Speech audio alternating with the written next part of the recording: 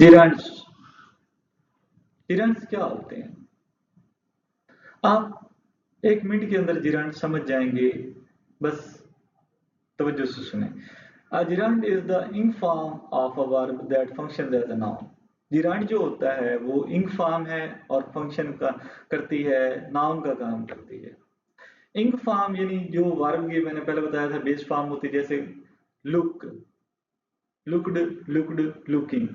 ये जो base form के साथ आईएनजी लगा के बनाते हैं उसको इंग फॉर्म भी कहते हैं, उसको चौथी फॉर्म भी कहते हैं। ये जो वर्ब से इंग फॉर्म बनती है उसका जो एक और नाम भी होता है प्रेजेंट पार्टिसिपल होता है। ये वाले जीरांड के तौर पर इस्तेमाल होते हैं। कैसे होते हैं, कब होते हैं, वो मैं भी आपको बताता हूँ। पहले तो आप ये समझ लें कि प्रेजेंट पार्टिसिपल टेंसेज में आपको पता है वो कंटिन्यूअस टेंसेज में इस्तेमाल हो रही है। इंग फॉर्म जैसे लुक से लुकिंग लग रहा था, गो से गोइंग बन रहा है, वो स्कूल जा रहा है, इज गोइंग टू स्कूल। तो यहाँ पे जो है प्रेजेंट पार्टिसिपल ये गोइंग जो है, या she is swimming, he is swimming, वो तैर रहा है, ही इज स्विमिंग। अब ये जो स्विमिंग है स्विम से बना है, ये यहाँ पे ही इज स्विमिंग, यहाँ पे पार्टिसिपल है, प्रेजेंट पार्टिसिपल है। लेकिन अब ये जीरांड के तौर पर जब इस्तेमाल होता है तब कैसे होता है ये समझना है। जब इंग फॉर्म जो वर्ब होती है, अब वर्ब जो होता है आपको पता है वो एक्शन को बताता है। वर्ब जब नाउन के तौर पर इस्तेमाल होगा, वर्ब जब नाउन इन बेस फॉर्म से इंग फॉर्म बनाएंगे और वो जो है आप नाउन के तौर पर जब इस्तेमाल करेंगे तो उसको हम जीरांड बोलते हैं। अच्छा, नाउन के तौर पर इस्तेमाल होगा ये कैसे पता चलेगा?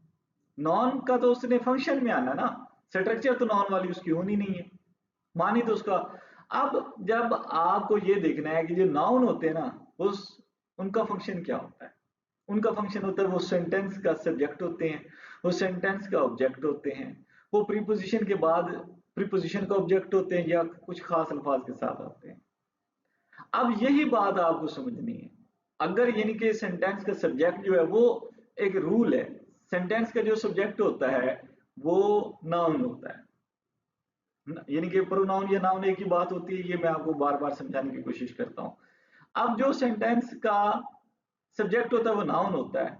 अब एक वर्ड है, जैसे मैं कहता हूँ स्विमिंग इज फन, ये पहले जुमले में आप देखें, पहले सेंटेंस में अगर आप देखें यहाँ पे है swimming is fun, swimming is fun.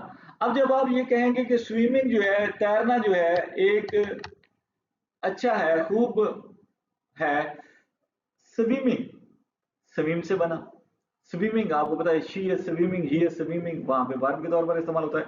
अब स्विम से स्विमिंग जो है यहाँ पे इस्तेमाल हुआ है और बतौर सब्जेक्ट इस्तेमाल हुआ है, वो कैसे? पूरा जुमला पढ़ लें आप, स्विमिंग इज अ फन। ये जो इन्फॉर्मेशन है वो किसके बारे में है, किसके बारे में बताया जा रहा है? स्विमिंग के बारे में बताया गया। स्विमिंग क्या है? एक फन है। तो जो सब्जेक्ट है वो स्विमिंग है, और जो जुमले का सब्जेक्ट होता है वो हमेशा नाउन होता है, यानी नाउन के तौर पर, यानी यहाँ पे स्विमिंग नाउन के तौर पर इस्तेमाल हुआ, नाउन का काम किया, तो इसलिए ये जीरांड कहलाएगा। यानी जीरांड ने नाउन का काम किया, सब्जेक्ट की जगह पे बैठा, इसलिए इसको हम जीरांड बोलेंगे। इंग फॉर्म को जीरांड बोलेंगे आप। ये वर्ब से बना है, ये भी याद रखें। यानी जीरांड में वर्ब वाली फोर्स भी होती है और नाउन वाली भी होती है। वर्ब से बनता है और नाउन होता है, नाउन का काम करता है, ये समझ लें। वर्ब से बनता है और नाउन का काम करता है। तो ये बात, वर्ब से बना, नाउन का काम किया। नाउन क्या काम करते हैं? वो जुमले का सब्जेक्ट होते हैं। यहाँ ये स्विमिंग जुमले का सब्जेक्ट है, वो जुमले का ऑब्जेक्ट होते हैं। अगले जुमले में जो है हमारे पास रीडिंग जुमले का ऑब्जेक्ट है, she enjoys what, she enjoys what. ये जो व्हाट का रिप्लाई होता है, शी एंजॉयज व्हाट, यानी वर्ब के बाद जो व्हाट का रिप्लाई होता है वो सब्जेक्ट ऑब्जेक्ट होता है। She enjoys what, she enjoys reading, ये रीडिंग जो है ये इसका ऑब्जेक्ट है, एंजॉय का, वर्ब का। तो जो ऑब्जेक्ट के तौर पर इस्तेमाल होता है, वर्ब का जो ऑब्जेक्ट होता है वो हमेशा नाउन होता है, तो ये भी नाउन के तौर पर इस्तेमाल हुआ। रीड से बना रीडिंग और नाउन के तौर पर इस्तेमाल हुआ, जीरांड हुआ। आफ्टर प्रीपोजिशन, यानी प्रीपोजिशन के बाद में जब इस्तेमाल होता है, जैसे they talked about going to, talked about के बाद जो है गोइंग लगा है, तो ये जीरांड है।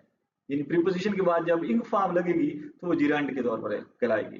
प्रीपोजिशन के बाद जब इंग फॉर्म लगेगी तो वो क्या कहलाएगी? जीरांड कहलाएगी। On holiday, after certain verbs he suggested, meeting earlier, यानी सजेस्टेड या इस तरह के जो भी अल्फाज होंगे उनके बाद जब ये इंग फॉर्म आएगी तो वो आपका जिरंड होगी। तो क्या समझे आप, यानी नाउन का वर्ब से बनता है इंग फॉर्म और बतौर नाउन काम करती है। बतौर नाउन काम करे तो उस वर्ड को हम जिरंड बोलते हैं। तो जिरंड में आपने अभी इसका इस्तेमाल देखा, सब्जेक्ट के तौर पर इस्तेमाल होते हैं, जो नॉन सब्जेक्ट के तौर पर इस्तेमाल होता है ये भी होते हैं, नॉन ऑब्जेक्ट के तौर पर इस्तेमाल होता है तो ये भी होते हैं, नॉन आफ्टर प्रीपोजिशन इस्तेमाल होता है उसका प्रीपोजिशन का ऑब्जेक्ट होता है तो ये भी होते हैं, खास अल्फाज के साथ इस्तेमाल होने वाले ये भी जिरंड हैं। अब मैंने अगली जो स्लाइड्स हैं वो आपके लिए बना के छोड़ दी हैं, क्योंकि कमेंट्री करने से बहुत ज़्यादा टाइम लग जाता है, समझाने से बहुत ज़्यादा लॉन्ग वीडियो हो जाती है, और मैं चाहता हूँ कि क्योंकि स्टूडेंट्स के पास बहुत कम टाइम होता है, वो थोड़े वक्त में अपना जो कीमती वक्त होता है उसी को बड़ी मुश्किल से तकसीम कर करके चल रहे होते हैं, तो इसलिए मैं अपनी वीडियोस अब शॉर्ट रखना चाहता हूँ, लॉन्ग नहीं करना चाहता। लेकिन मैं चाहता हूँ कि आपकी जगह मैं आपको सर्च करके कुछ ना कुछ देता रहूँ, क्योंकि अब दौर बदल चुका है, ज़माना बदल चुका है।